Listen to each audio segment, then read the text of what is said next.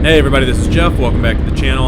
I recently went on a little sunset cruise, and on the way home I was bombing through the desert, and I was really satisfied with my lighting output and throw. So I'm going to go ahead and break down my lighting setup, and then I'm going to get into a couple other options for people with adventure bikes, or any bike I suppose, that are thinking about adding some auxiliary lighting or upgraded lighting to their bikes. So I'm going to let this little intro play out, and then we'll get into it.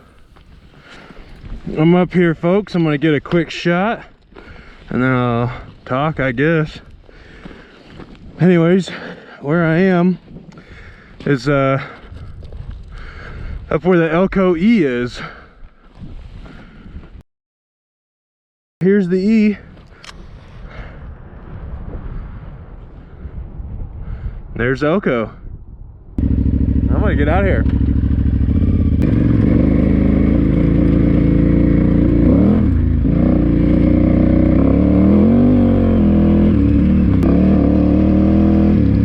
That's great. Desert night riding. What could be better? How to f yourself up in 5 minutes flat. Okay, so I'll try to break this down pretty quick because it's kind of a short video. I have a 2009 KTM 990 Adventure R.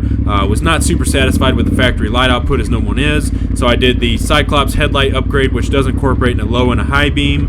That was an awesome upgrade. I also have a aux beam daytime running light for that, and that was a tiny little improvement, but nothing to write home about. The big modification is for sure the Black Oak LED bar.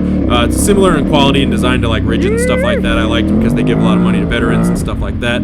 But it's wired through a relay. It is a 12 LED bar, and it's a mixture of spot and flood, so it works great. I did fabricate my own little mount for it, and it's wired through a rocker, which is not illuminated right now, which powers the relay, or the relay is also triggered from my high beam switch. So anytime the high beams are on, the LED bar's on. I figure if I can afford to have the high beams on, might as well just have all the light in the world, because I'm not going to drive down the road with my high beams on. So it works great, and I don't have to reach up there and flip that rocker. It's right on the handlebars, easy access, works great.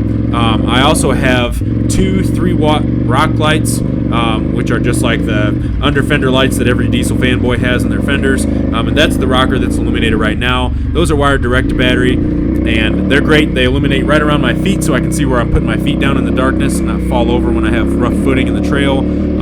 Or when I'm setting up camp, I'll run those because they're 6 watts. I can run them forever. I have an EarthX oversized lithium battery. Works great, and that's my entire lighting setup. So alternate setups you can have.